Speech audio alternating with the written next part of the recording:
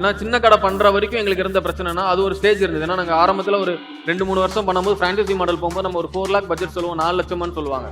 இன்னைக்கு எங்களோட பட்ஜெட் வந்து 60 lakh. ஒரு அவுட்லெட் பண்ணா 60 லட்ச ரூபா இல்லாமல் பண்ண முடியாது. மினிமம் 40 to 60 lakh ஒரு அவுட்லெட்டோட காஸ்டிங். ஆனால் அதுதான் சக்ஸஸ் ரேஷியோல ஜாஸ்தி இருக்கு. ஏன் அப்படின்னா ஒரு ஃபேமிலி உள்ள வரணும்னா இவ்வளோ பெரிய அவுட்லெட்ஸ் இருக்கணும். ஒரு பொண்ணுங்க கூட்டு வராங்க, ஒரு ஃபேமிலியை கூட்டு வராங்க அப்படின்னா நம்மளே கூட்டு போக மாட்டோம் பேசிக்கா. ஸோ அப்போ அந்த அட்மாஸ்பியர்ஸ் அப்படி இருக்கணும், ஒரு ரெஸ்ட் ரூம் இருக்கணும், ஒரு கிச்சன் இருக்கணும், எல்லாமே இருக்கணும். 100 square feetல கடை பண்ணியிருக்கோம். இன்னைக்கு வரைக்கும் அந்த கடை இருக்கு. ஆனால் இப்போ அந்த கடையில் எனக்கு என்ன பிரச்சனை வருதுன்னா 20 ரூபாய் காஃபி விற்க முடியல, 25 ரூபாய் காஃபி விற்க முடியல. ஏன் அப்படின்னா கொஸ்டின் கேட்குறாங்க. ஃப்ரான்ச்சைசினாலே ஃபெயிலியர்னு சொல்லுவாங்க நிறைய பேர். டு தி ஃப்ராங்க் வந்து அது உண்மை கிடையாது. ஏன் அப்படின்னா இன்னைக்கு நாங்கள் வந்து துபாயில் ஒரு அவுட்லெட் லான்ச் பண்ணுறோம் அடுத்த வாரம். இது எல்லாமே ஃப்ரான்ச்சைசி மாடல் வந்து சக்ஸஸ் தான். நம்ம பண்ணுற ஸ்ட்ரக்சர் வந்து ப்ராப்பராக இருக்கணும் சார். அதுதான், அது கரெக்டாக இருந்ததுன்னா ஃப்ரான்ச்சைசி மாடல் நீங்கள் போகலாம். இங்கே அல்வா வந்து நாங்கள் 450 ரூபா விற்கணும்னு நினைக்கிறேன். அங்கே வந்து 4000 ரூபா குவைத்தில். நான் அவங்க கூட காசு. பட் ஏன் அப்படின்னா இங்கேருந்து இம்போர்ட் பண்ணி போய் அதுக்கு சேல்ஸ் பண்ணும்போது அவங்களுக்கு ஒரு 50% மார்ஜின் இருக்கணும். அப்போ தான் அவங்க ரன் பண்ண முடியும் அவுட்லெட்டில். ஸோ ரீசன் என்ன, இங்கேருந்து போகிறதுனால இருக்கு. அங்கே மேனுஃபேக்சர்ஸ் அல்வா பண்ணால் நல்லா இருக்காது. நிறைய அவுட்லெட்ஸ் பார்க்கலாம். இப்போ நாங்கள் ஃபோக்கஸ் பண்ணுறது சென்னையிலே கிடையாது. ஏன்னா சென்னை நீங்கள் எடுத்துகிட்டு வந்தீங்கன்னா ப்ராப்பர்ட்டி ரெண்ட் ஜாஸ்தி, எல்லாமே ஜாஸ்தி நம்மளுக்கு. ஏன்னா மேன் பவர் இஷ்யூஸ் இருக்குது, நிறைய இஷ்யூஸ் இருக்குது. ஆனால் நீங்கள் அவுட் ஸ்கெட்ச் போனீங்க அப்படின்னா ஈஸி. இதோட எங்களுக்கு இன்னும் ஈஸியாக இருக்கிறது வந்து ஆந்திரா இருக்குது. ஏன்னா ஆந்திராவில் இப்போ 22 கடை பண்ணிட்டோம்.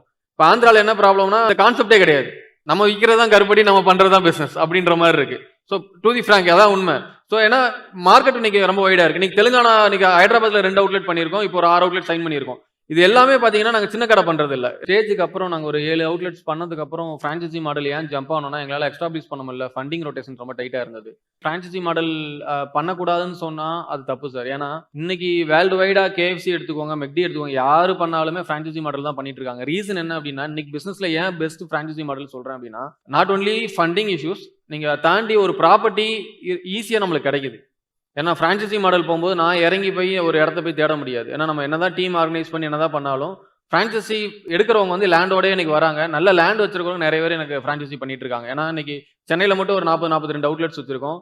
அவுட் சைட் ஆஃப் சென்னை வந்து ஒரு 60-70 கடை பண்ணியிருக்கோம். ஏன்னா இன்னைக்கு மொதல் நாங்கள் ஒரு 4-5 இயர்ஸ் பிஃபோர் கோவிட் ஒரு 2-3 மாதத்துக்கு முன்னாடி தான் காரைக்குடியில் பிரான்ச் பண்ணோம். ஏன்னா சென்னை தாண்டி ஒரு இன்னொரு அவுட்லெட் பண்ணும்போது ப்ராபப்ளி என்ன ப்ராப்ளம் இருக்குன்னா ஸ்டாக்ஸ் தரணும், முக்கியமாக ஸ்வீட் அண்ட் ஸ்நாக்ஸ் தரணும். நான் எல்லாமே பஸ்ல அனுப்பணும். ஸோ ப்ராக்டிகல் இஷ்யூஸ் நிறைய இருந்தது. ஒரு அவுட்லெட் கொடுத்தா தான் நம்மளுக்கு அதோட பிரச்சனை என்னன்னு தெரியும்.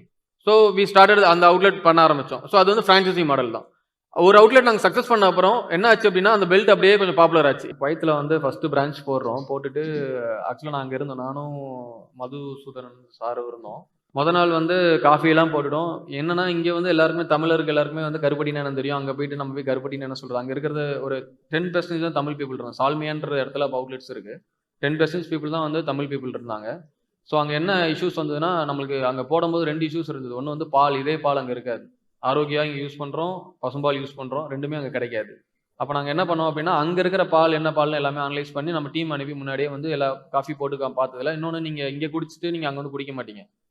ஏன்னா நீங்கள் குவைத்தில் இல்லை, நீங்கள் தமிழ்நாட்டில் குடிக்கிறீங்க. உங்களுக்கு தமிழ்நாட்டில் இந்த அவுட்லெட் போரூர் அவுட்லெட்டில் குடிக்கிறீங்க, முகப்பேர் அவுட்லெட் வரீங்கன்னா நீங்கள் சொல்லிடுவீங்க அங்கே நாங்கள் என்ன போட்டாலும் அதுதான் காஃபி. கரெக்டாக அப்படின்னும் போது நீங்கள் அங்கே சொல்கிறதுக்கு ஆள் கிடையாது பேசிக்காக. பட் நாங்கள் என்ன காம்ப்ரமைஸ் பண்ணாமல் இருந்தோம்னா குவாலிட்டி திக்னஸ் இருக்கணுன்றது தான். இங்கே இருக்கிற பாலும் அங்கே இருக்கிற பாலும் ஒன்று தான். ஏன் அப்படின்னா இங்கே ஃபேட் வந்து 6% இருக்குன்னா அங்கேயும் ஃபேட் 6% தான் இருக்கும். ஸோ ஃபேட்டில் மாற போகிறதில்ல. டேஸ்ட்டில் மைல்டு டேஸ்ட்டும் கண்டிப்பாக மாறும். ஏன்னா இங்கே இருக்கிற கவு ப்ரீடு வேறு, அங்கே இருக்கிற ப்ரீடு வேறு. டெஃபினட்டாக இருக்கும். ஆனால் மைல்டாக ஒரு சேஞ்ச் இருக்கும். உங்களால் ரொம்ப கண்டுபிடிக்க முடியாது. ஸோ நாங்கள் என்ன ரொம்ப கிளாரிட்டியாக இருந்தோம், நாங்கள் ஃப்ரெஷ் மில்க் க்ரீம்னு சொல்லுவாங்க. ஃப்ரெஷ் மில்க் இருக்குது. ஃப்ரெஷ் மில்க் தான் நாங்கள் யூஸ் பண்ணோம். நார்மலாக இருக்க டெட்ரா பேக்கில் வர மில்க் நாங்கள் யூஸ் பண்ண மாட்டோம். ஃப்ரெஷ் மில்க் தான் யூஸ் பண்ணுவோம். துபாயில் சாருக்கு தெரியும்னு நினைக்கிறேன். ஸோ அங்கே வந்து கரெக்ட் சைன் ஃபேமஸ். கரெக்ட் சைனா பவுடர் மில்கை போட்டு கொடுத்துருவான், டின்ல ஓப்பன் பண்ணி கொடுத்துருவான். நார்மல் ஃப்ரெஷ் மில்க்னா ஃப்ரெஷ் மில்க் கூட 50 பைசா வாங்குவான். அது மாட்டிலேருந்து வந்து சொல்லுவான். அது நம்மளுக்கு தெரியாது, மாட்டிலேருந்து வந்து இல்லை வந்து தெரியாது. ஆனால் ஃப்ரெஷ் மில்க்னு சொல்லுவாங்க. ஸோ ஒட்டக பால்ன்றாரு.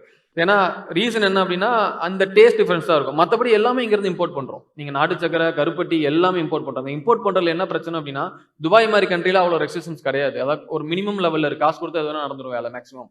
பட் குவைத்தில் என்னன்னா ஓன் கவர்மெண்ட்னால அவங்க இஷ்டத்துக்கு ரூல்ஸ் மாற்றுவாங்க. இன்னொன்று உண்மை என்ன அப்படின்னா நீங்கள் இப்போ செக் பண்ணீங்கன்னா கூட ஆர்கானிக் சுகர் வந்து பேண்ட் இப்போ. ஸோ இது எல்லாமே ரீசன் என்ன அப்படின்னா அந்த ஊருக்கு என்ன தேவையோ அது இங்கிருந்து அனுப்பிடுறோம். நாங்கள் எப்பயுமே வந்து அங்கே மேனுஃபேக்சர்ஸ் பண்ணுறது இல்லை. இப்போ துபாயில் பண்ணுறது கூட இங்கிருந்து இம்போர்ட் தான் பண்ணுறோம் எல்லாமே. என்ன ரீசன்னா கண்டிப்பாக குவாலிட்டி மாறும். ஏன்னா அங்கே இருக்கிற பருப்பு எல்லாமே மாறும். ஆனால் வடை, பணியாரம், போலி எல்லாம் நம்ம அங்கே தான் போட்டான ஒரு ஆப்ஷன்ஸ் கிடையாது.